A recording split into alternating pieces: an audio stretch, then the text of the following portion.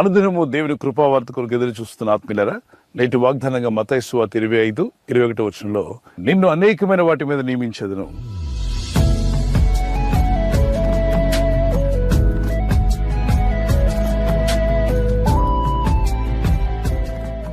మిక్కిలి చిన్న విషయాల్లో నమ్మకంగా ఉన్న వారిని దేవుడు మిక్కిలి గొప్ప విషయాల్లో వారిని నడిపిస్తానని దీవిస్తాన్నాడు. ఎప్పుడైతే నమ్మకస్తులమై ఉంటామో దేవుడు వారిని దీవించడమే కాదు, కొన్ని విషయాలే కాదు, అనేకమైన వాటి మీద వారిని నియమించబోతున్నాడు. The wonderful promise of God, I will put you on in charge of many things. అనేక మంచి విషయాలు, అనేకమైన ఆశీర్వాదకరమైన విషయాలపైన మీరు అధికారిగా ఉండబోతున్నారా? అందరికీ ఆశ ఉంటుంది అనేక విషయాలపైన ఒక అధికారిగానో లేకపోతే ఉన్నత స్థితిలోనో మేలైన స్థితిలో ఉండాలని ఆశపడడం తప్పేం కాదు. కానీ ఇక్కడ ప్రభు అంటున్నాడు, నువ్వు నమ్మకంగా ఉంటున్నావా, యథార్థంగా ఉంటున్నావా, ప్రార్థనాపూర్వకంగా దేవుని యందు భయభక్తి కలిగి జీవిస్తూ మీరు దేవునికి ఇష్టలుగా జీవిస్తున్నప్పుడు ప్రభు అయిన దేవుడు మీలో ఉన్న నమ్మకత్వాన్ని, మీరు దేవుని పట్ల ఉన్నటువంటి యథార్థతను చూసి ఆయన అలా వదిలేడు మిమ్మల్ని. అనేకమైన విషయాలపైన మిమ్మల్ని అధికారిగా దేవుడు నియమిస్తాడు. చూడండి, కొన్ని కంపెనీల్లో కావచ్చు, కొన్ని ఉద్యోగ స్థలాల్లో ఫస్ట్ టైం ఆ వ్యక్తిని కాల్ లెటర్తో పిలుస్తారు. అతను జాయిన్ అయిన తర్వాత కొంత ట్రైనింగ్ ఉంటుంది. ట్రైనింగ్ అయిన తర్వాత అతను ఎలా ప్రవర్తిస్తున్నాడు, ఎలా వర్క్ పట్ల, కంపెనీ పట్ల ఉంటున్నాడు గమనిస్తూ ఉంటారు. వాళ్ళు ఏ టైంకి వస్తున్నారు, ఏ టైంకి వెళ్తున్నారు, వాళ్ళ పని విధానం ఎలా ఉంది, ఇతరులతో వారు ఎలా కలగలుపుగా ఉన్నారు, కోపాలు లేకుండా, ద్వేషాలు లేకుండా, అసూయ పడకుండా, ఈర్ష్య పడకుండా, ఒకరి మధ్యలో ఒకరు సాడీలు చెప్పకుండా, ఒకరిపైన ఒకరు నేరాలు మోపకుండా చక్కగా యాక్టివ్గా పనిచేసే వారిని గమనించినప్పుడు నమ్మకంగా ఉన్నాడని తెలిస్తే, నమ్మకంగా ఉన్నది అని తెలిస్తే ఆ స్త్రీని కానీ ఆ పురుషుని కానీ వారు నెమ్మదిగా పై స్థానానికి తీసుకొస్తారు, సూపర్వైజర్గా చేస్తారు. అప్పటి వరకు జస్ట్ ఎంప్లాయీ, ఆ తర్వాత ఇప్పుడు ఆ ఎంప్లాయీస్ అందరి మీద సూపర్వైజర్ అయ్యాడు. ఆ స్థానంలో కూడా అతను నమ్మకంగా, యథార్థంగా, తనకిచ్చిన లిమిట్స్లో తను జాగ్రత్తగా ఉన్నట్లయితే అతనిని ఇంకా పై స్థాయికి నడిపిస్తారు. అక్కడ అతను యథార్థంగా, నమ్మకంగా ఉన్నట్లయితే ఇంకా పై స్థాయికి తీసుకువెళ్తారు. ప్రమోషన్స్ అనేవి వస్తుంటాయి.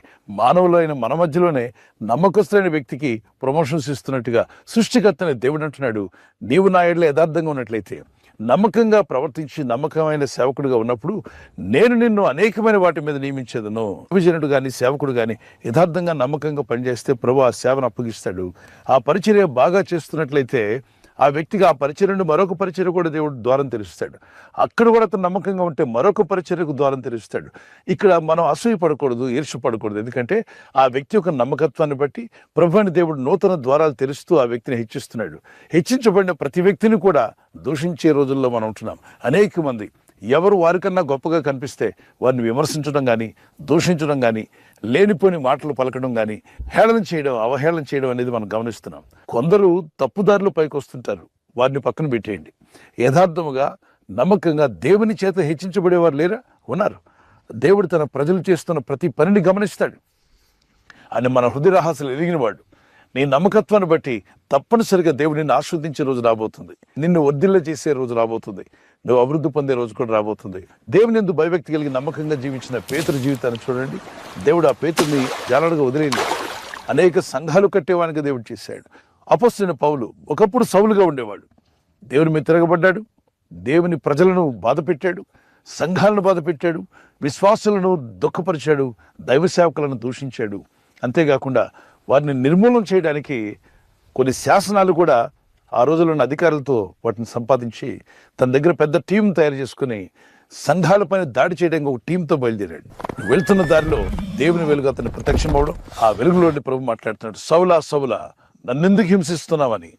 అప్పుడు ఇతను అంటాడు, ప్రభా నువ్వెవరు, నేనెప్పుడు హింసించాను నిన్ను అంటే, నా ప్రజలను హింసిస్తే నన్ను హింసించినట్టు కాదా, నువ్వు నన్ను హింసిస్తున్నట్టే అన్నప్పుడు నన్ను క్షమించాయా. ఆ రోజు నుండి ఒక 3 దినాలు అతనికి కళ్ళు కనబడలా. దేవుని దగ్గర మొరపెట్టాడు, పశ్చాత్తాపడ్డాడు, పాపాలు ఒప్పుకున్నాడు. 3 దినాల్లో దేవుడైన ప్రభు అననీయ అనేటువంటి భక్తుని పంపించి అతని మీద చేతుల నుంచి ప్రార్థన చేయమనగా యేసే శిష్యుడిగా మారి అక్కడి నుండి నమ్మకస్తుడిగా జీవించాడు.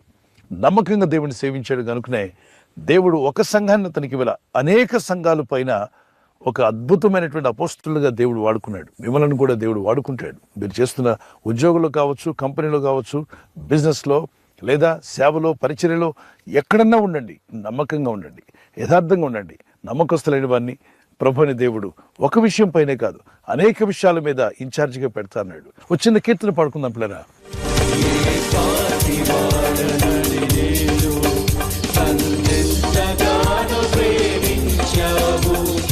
అంచెలంచె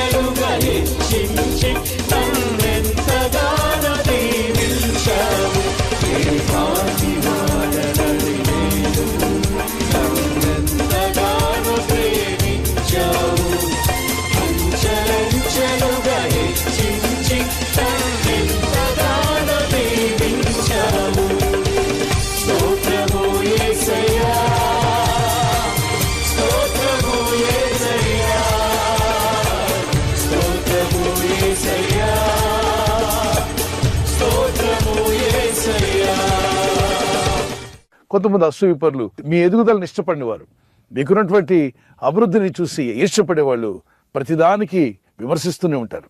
ఆ విమర్శలు పట్టించుకోవద్దు. అసలు వాటి గురించి వినడానికి చెవి కూడా ఇవ్వద్దు. వాక్యాన్ని వినండి, ప్రభు చెప్పిన పని చేస్తూ వెళ్ళండి, నమ్మకంగా జీవించండి. మిమ్మల్ని స్థాపించువాడు, స్థిరపరచువాడు, నియమించువాడు ఆయనే గనుక మీ జీవితాల్లో గొప్ప ఆశీర్వాదాలు కలుగునట్లుగా దేవుని యందు భయభక్తి కలిగి నమ్మకస్తులై జీవించండి. కుటుంబంలో నమ్మకంగా ఉండండి, పరిచర్యలో నమ్మకంగా ఉండండి, మీరు చేస్తున్న పనిలో నమ్మకంగా ఉండండి, బిజినెస్లో కూడా నమ్మకంగా ఉండండి. దేవుని ఎడల యథార్థ హృదయం కలిగి జీవించండి. యథార్థవంతులకు ఆయన ఏ మేలు చేయక మానడు. దేవుని మేలులు మీ యొద్దకు రావాలి, మీరు పొందుకోవాలి, మీరు ఖచ్చితంగా స్థిరపరచబడాలి. మీరు ఒక విషయం మీదే కాదు, అనేక విషయాల మీద ఇన్ఛార్జిగా ప్రభు అయిన దేవుడు మిమ్మల్ని నియమించబోతున్నాడు. ప్రార్థన చేసుకుందాం. పరలోకమందున్న మా తండ్రి, ఈ వాగ్దానం ఎత్తి ప్రార్థిస్తుండగా నేర్ల నమ్మకస్తులుగా జీవించడానికి మాకు సహాయం దయచేయండి. అంతవరకు నమ్మకంగా జీవించేటువంటి ఆత్మీయులుగా నీ ప్రజలందరినీ దర్శించండి. మీరు మాకు ఇచ్చిన పనిలో నమ్మకంగా మేము ఉండాలి. మాకు ఇచ్చిన కుటుంబం విషయంలో, అలాగే పరిచర్య విషయంలో, సేవ విషయంలో నమ్మకస్తులైన వారిని అనేక విషయాలపైన ఇన్ఛార్జిగా చేస్తా అన్నావు ప్రభు, ఆశీర్వదిస్తా అన్నావు. ఇదిగో నేను నిన్ను అనేక విషయాల మీద నియమించును.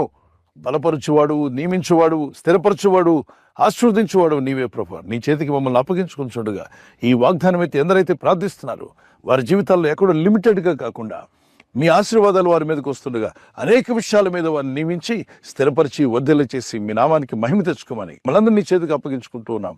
నీ రాజ్యము నీతిని వెతికినప్పుడు మా ప్రతి అవసరం తీరుస్తాన్నావు. పైనుండి వాటి మీద మనసు ఉంచాలి కానీ భూ సంబంధమైన వాటి మీద మనసు పెట్టొద్దన్నావు. పరిశుద్ధాత్మ చేత నింపబడిన వారే క్రీస్తును పోలి జీవించటకు నీ ప్రజలకు సహాయం చేయండి. నీ ప్రజలు ఉన్న కష్టాలు, బాధలు, వేదనలు ఏమున్నా వాటన్నిటి నుండి విడిపించగల శక్తిమంతుడు నాయన. వారు పడుతున్న ఇబ్బందుల నుండి వారిని విడిపించండి. వారి కన్నీరు తుడిచివేస్తాన్నావు, మా దుఃఖమును సంతోషంగా మారుస్తాన్నావు. ఈ ప్రజల యొక్క ఉద్యోగాల విషయంలో, వ్యాపార విషయంలో, ఇట్ల చదువుల విషయంలో, వారి వివాహాల విషయంలో ఒక బిజినెస్ ప్రారంభిస్తున్నా, ఉద్యోగ ప్రారంభానికి వెళ్తున్నా, ఒక మంచి కార్యక్రమాన్ని ప్రారంభిస్తుండగా వారు చేస్తున్న ప్రయత్నాలు ఫలించలాగున మీ దూతలకు ఆజ్ఞాపించండి. ఎవరైనా హాస్పిటల్లో ఉన్నా, ఐసీయూలో ఉన్నా ప్రభు, ఎవరైతే సీరియస్ కండిషన్ లో ఉండి బాధపడుతున్నారో వారికి యేసు నామములో స్వస్థతను అనుగ్రహించండి. కృంగిపోయిన వారిని లేవనెత్తండి. ఈ గాయపడిన హస్తమును చాపి వారికి ఉన్న సకల రోగాలను విడుదల చేయి. వారిని లేపి నడిపించడాన్ని సాక్షులుగా నిలబెట్టుకోండి.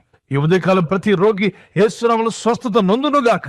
తండ్రి, ఈ దినం ఎవరైతే ప్రయాణమై వెళ్ళబోతున్నారు, అది రైలు మార్గమైనా, ఆకాశ మార్గమైనా, బస్సుల్లో, వాహనాల్లో ఎక్కడ ప్రయాణం చేస్తున్నా, రోడ్డు మార్గంలో ఏ వాహనంలో వారు ప్రయాణం చేస్తున్నారు, నీ ప్రజలకు కాపాడే దూతలను పంపండి. అనేకమైన ఆశీర్వాదాల్లోకి నీ ప్రజలను నడిపించి మీరే మహిమ పొందమని యేసుక్రీస్తు పరిశుద్ధ నామములో అడుగుచున్నాము పరలోకపు తండ్రి. ఆమేన్. ఆమేన్.